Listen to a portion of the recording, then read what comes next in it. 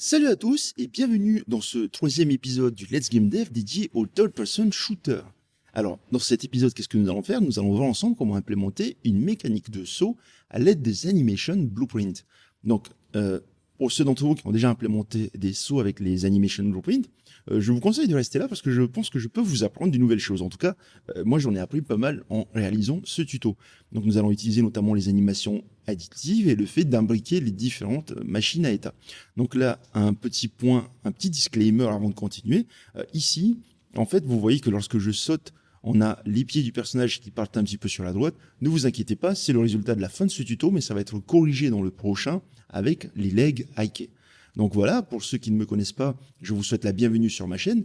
Je m'appelle Evans et ici je vous aide à progresser sur Unreal Engine en vous proposant des tutos que je tente de rendre les plus clairs et compréhensibles possibles. Donc si ce genre de contenu vous intéresse, n'hésitez pas à vous abonner et à cocher sur la petite cloche pour ne rater aucune de mes prochaines vidéos. Allez, c'est parti. Donc, nous, ce qu'on a depuis l'épisode précédent, c'est la possibilité de se déplacer. On a abordé aussi le fait de se tourner en place et le fait de se pencher en pleine course. Donc maintenant, nous allons implémenter le saut. Ici, vous voyez que si on saute, notre personnage saute, mais n'a pas d'animation qui est jouée. Et donc, comment est-ce qu'on peut intégrer le saut dans un animation blueprint? Il nous faut un moyen de détecter le moment où le personnage décolle du sol. Donc, pour corriger ça, enfin pour trouver la solution à ce truc-là, c'est assez facile. Il faut aller dans l'animation blueprint ici du player. Hop, sur l'autre fenêtre, donc voilà, ici. Et il faudrait qu'au moment où il saute, on intègre des états qui lancent des animations de saut. Donc ici, je vais aller dans l'event graph à gauche. Et donc là, je vais venir récupérer une information directement dans notre variable player. Ici, hop, je vais chercher un is falling, character movement. Je vais le mettre ici, voilà, hop. Je vais faire un clic droit et promote variable. Je vais appeler ça B is in air. Alors, le B minuscule que je mets au début de chaque booléen, c'est juste une convention d'Unreal Engine. Lorsqu'on code en C++, on utilise souvent cette notation pour les booléens. Donc, je mets ça ici, is in air. Donc, voilà. Alors, cette variable-là, qu'est-ce qu'elle fait? Elle va être à true à chaque fois que le joueur va être en mode is falling. Is falling, en fait, c'est est-ce qu'il est dans les airs, tout simplement. À chaque fois qu'il sera dans les airs, ça va être à true, et lorsqu'il sera au sol, ça va être à false. Donc maintenant, on a ici, du coup, notre moyen de savoir est-ce que notre joueur est dans les airs. Et donc, ce que nous allons faire, c'est que lorsque le personnage va décoller du sol, on va jouer un state jump. Donc on a un state jump qui va être ici. Maintenant, avant de continuer, on va aller jeter un coup d'œil aux différentes animations que nous avons à notre disposition. Donc je vais venir ici, je vais double-cliquer sur une animation au hasard et je vais taper jump. Donc on peut voir ici qu'en termes de jump dédié au combat, donc ici jump start combat, donc on a le jump start, c'est une animation qui consiste à décoller du sol, donc il est en mode idle ici, et hop, il saute. Ensuite, on a le jump apex, combat. Donc celui-là, c'est en fait au moment où il arrive à l'apex de son saut, c'est-à-dire tout en haut de son saut, avant de redescendre. Donc, vous voyez que ses jambes font une sorte de déplacement, comme si elles se mettent en position pour redescendre. Ensuite, on a le jump land combat. Voilà, celui-là. Et enfin, le jump recovery additive. Alors, nous allons voir un peu plus tard ce que sont les animations additives. Donc là, c'est le moment où il atterrit au sol. Alors, de retour dans notre anim graph, nous avons placé ce fameux état jump. Donc, comment est-ce que nous allons le mettre en place? Admettons que ce jump, en fait, c'est un ensemble d'états qui se succèdent, notamment le jump start, jump apex, jump land et jump recovery qui se jouent à la suite. À quel moment est-ce qu'on va brancher tout ça? Donc on peut partir du principe que, en fait, finalement, le personnage peut sauter à n'importe quel moment. Donc, il peut sauter quand il est en idle, il peut sauter quand il est en jog start, quand il est en jog, ou quand il est en jog stop. Ça, en fait, c'est pas bon, parce qu'on se retrouve assez rapidement avec des spaghettis. Donc, imaginez, déjà là, j'ai juste un seul état, jump, et imaginez, en fait, qu'on doit mettre le jump apex, on dit, ok, bon, le jump apex, à ce moment-là, il peut faire autre chose. C'est pas très optimal. Donc, on va utiliser une autre méthode, qui consiste en fait à imbriquer les différents state machines. Donc là, nous avons un state machine qui est le ground locomotion. Je ne l'ai pas appelé comme ça pour rien, tout simplement pour dire que ça, ce sont les mouvements au sol. Donc je vais remonter d'un niveau, au niveau du anim graph, ici. Je vais maintenir la touche Alt et cliquer ici pour déconnecter. Je vais créer ensuite un cache. New Save Cached Pose. Je vais appeler ça ground loco cache. Alors, les caches, qu'est-ce que c'est? C'est comme des variables, ça nous permet de réutiliser plusieurs fois un state machine ou une animation ou n'importe quoi qu'on a stocké à l'intérieur. Donc ici, je vais créer un nouveau state machine que je vais appeler locomotion. Je vais stocker aussi ce nouveau state machine dans un cache, je vais appeler ça loco cache. Donc on a le ground loco cache et le loco cache. Donc le loco cache, je vais l'appeler ici. Je vais taper loco use cached pose loco cache. Je vais brancher ça là. Donc ce qu'on dit, c'est tout ce qui va sortir d'ici, tu vas stocker là et tu vas rappeler ce truc là ici pour le brancher dans la pose finale. Donc je vais dans mon locomotion et donc ici, comment est-ce que ça va se passer? Je vais tirer un nouvel état, state. Je vais appeler ça idle / jog. Et lorsque je vais rentrer dans cet état, tout ce que je vais avoir à faire, c'est appeler le ground loco cache. Voilà. Donc ici, vous vous rappelez, juste avant, on faisait plein de connexions. Et en fait, là, on va juste faire un truc du genre state jump. Et hop, voilà. Peu importe l'état dans lequel on est ici dans le idle jog, donc pour rappel, le idle jog, c'est ça. Peu importe l'état dans lequel on est ici, on va lancer le jump si jamais on appuie sur la touche de jump. Mais on va aller encore plus compliqué que ça.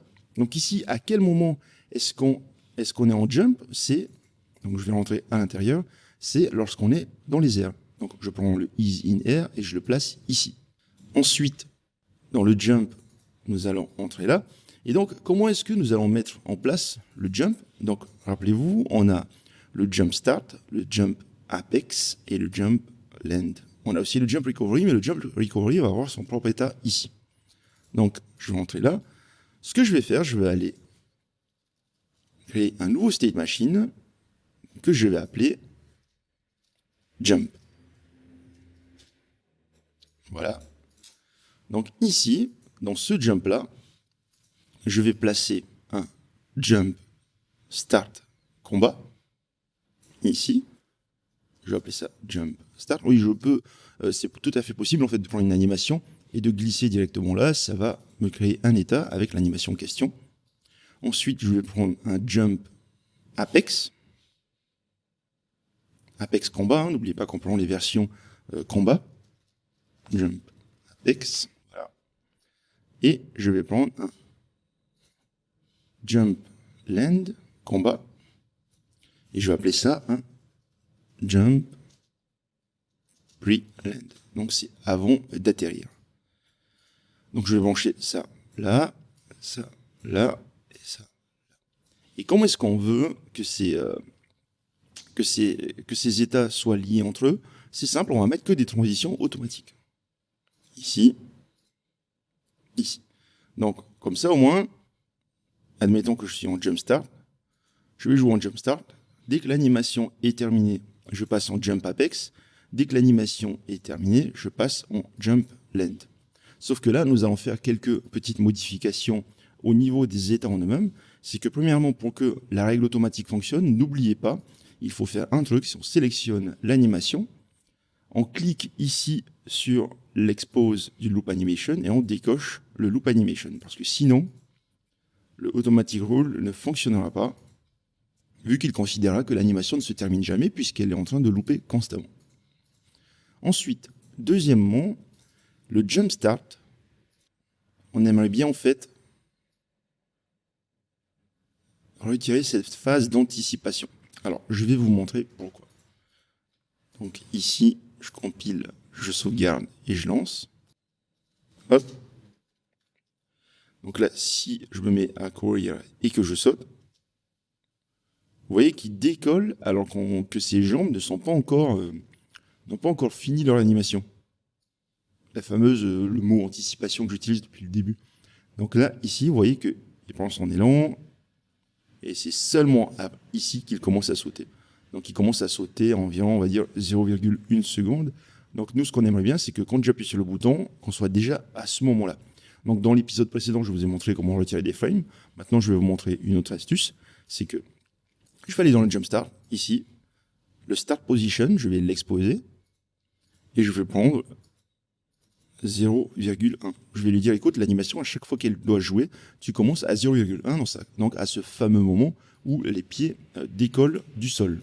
Ensuite, on va faire une autre modification. Donc là, si je lance l'exécution, ici, hop, ça va vraiment très vite. Hein. Donc, pour corriger ça, on va aller dans le jump preland, ici. Et en fait, ce truc-là, cette animation-là, c'est une animation, en gros, d'atterrissage.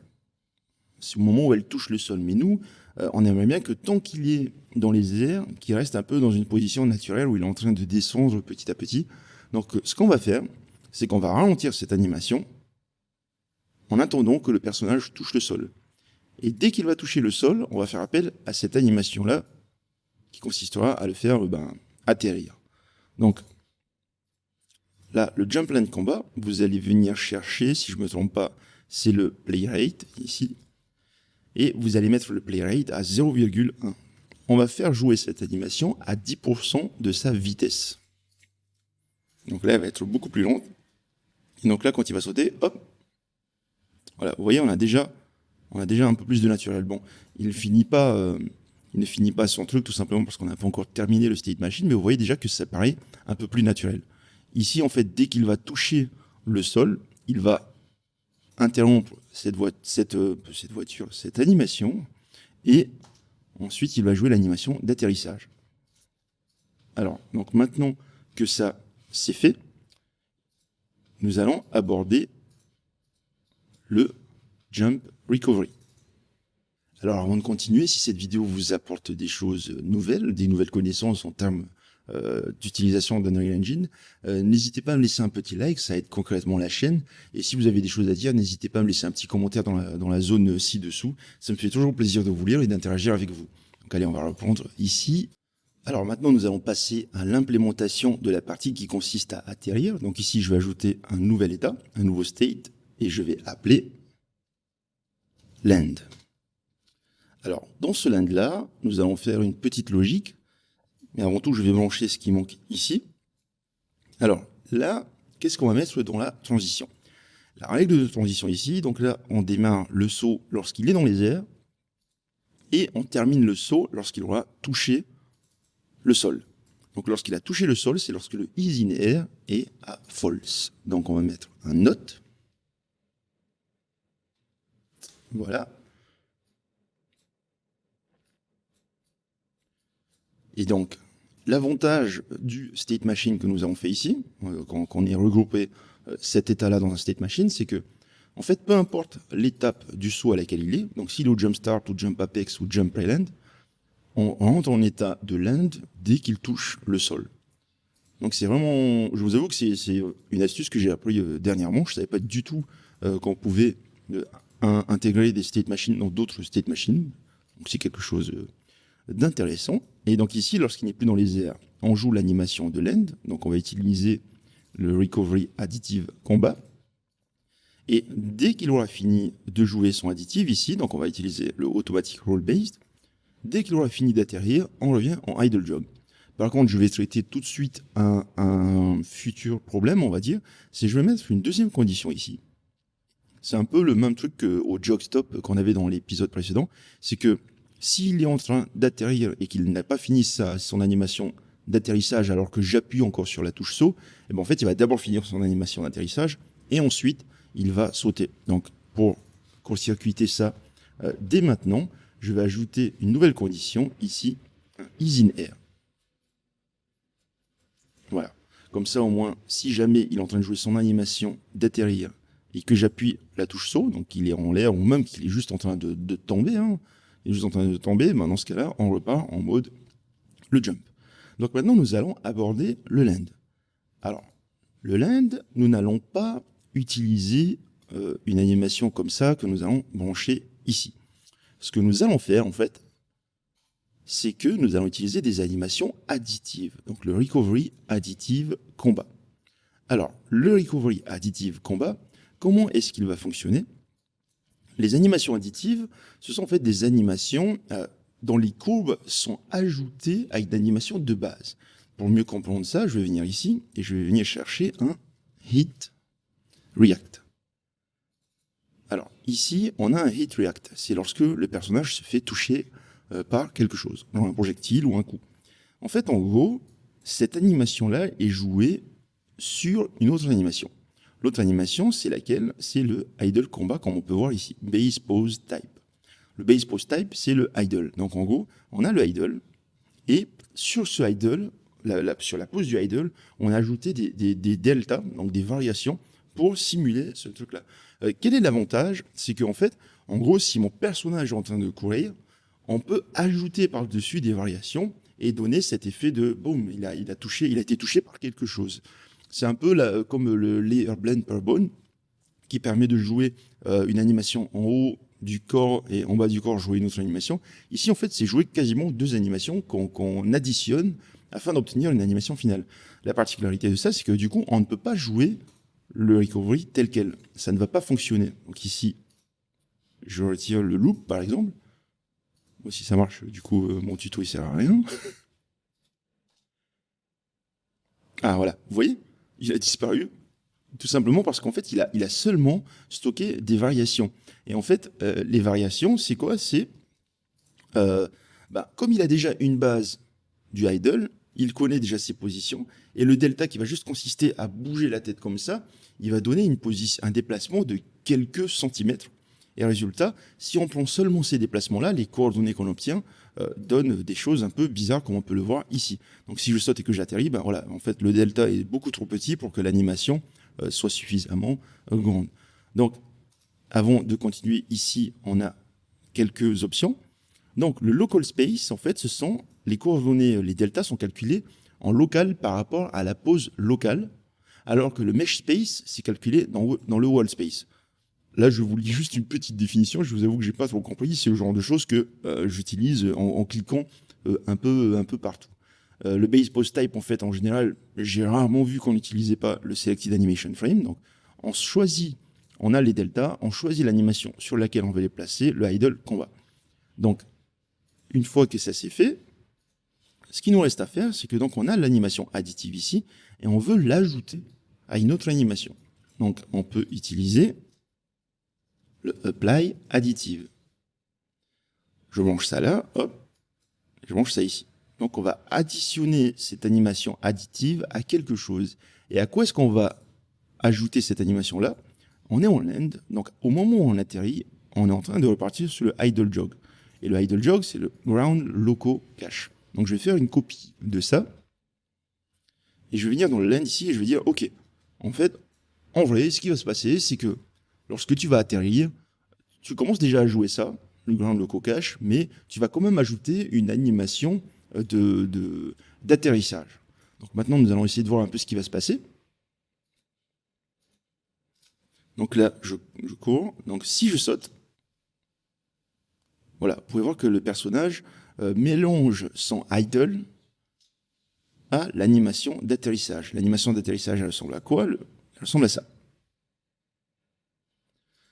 Donc, quel effet est-ce que ça aura? C'est que, en gros, peu importe l'animation du du Ground Loco Cache, celui-là, ici, en fait, on va jouer par-dessus cette animation d'atterrissage. Donc, même si je suis en train de sauter et de courir, vous pouvez voir que voilà, les jambes continuent de bouger. Mais bon, vous avez dû remarquer quelque chose d'un petit peu bizarre, c'est que les jambes rentrent dans les fesses de notre player. Donc, pour corriger ça, on va changer ici l'alpha qui consiste à dire, OK, bon ben, tu ajoutes seulement 40% de l'animation additive à l'animation de base. Donc attention à l'ordre, ici j'ai branché l'animation de base et ici l'animation additive qui va être appliquée à l'animation de base. Admettons que vous avez toute une logique du genre, si je tape un bool, blend poses by bool, donc ce truc-là en fait il permet de choisir cette animation-là ou une autre animation. Admettons que vous ayez une animation additive que vous ne voulez pas toujours appliquer, mais vous avez besoin du coup de garder cette logique-là. Donc vous pouvez mettre quelque chose comme ça, vous aurez un booléen qui va être coché ou décoché, et ici en fait vous allez placer une additive identity pose. Le additive identity pose, à quoi est-ce qu'il va servir? Il va servir à court-circuiter en gros cette partie-là. Lorsqu'on va le choisir lui, c'est une matrice d'identité, si je ne me trompe pas, je connais plus trop le nom, mais en tout cas, lorsqu'on va ajouter ça à cette animation-là, il va rien se passer en gros. Donc voilà, c'était une petite astuce un petit peu à part. Donc là, il ne me reste plus qu'à compiler, sauvegarder et lancer. Et donc là, vous pouvez voir que lorsque je saute, ça paraît un petit peu plus naturel. Donc bien sûr, j'expliquais au tout début de ce tuto que le fait que les pieds du player partent légèrement vers la droite, ça va être corrigé après dans une vidéo future grâce au leg IK. Donc en fait, en gros, ce qui se passe, c'est juste que comme son animation fait partir ses jambes un petit peu vers la droite, donc l'animation du recovery, bah, résultat, voilà. Vous voyez ici, hop, on a le pied qui part un petit peu comme ça, et donc il additionne ça à une animation de course, donc résultat, bah, forcément le pied part un petit peu vers la droite. Donc voilà, j'espère que ça vous a plu, j'espère que ça vous a apporté quelque chose d'utile. Comme d'habitude, n'hésitez pas à me laisser un like et je vous invite en attendant le prochain épisode à regarder soit le début de cette série, soit les vidéos que vous pouvez voir ici à droite, notamment la série sur la création des mécaniques de Zelda. Donc voilà, c'est tout pour moi, je vous dis à très bientôt, c'était Vance, ciao!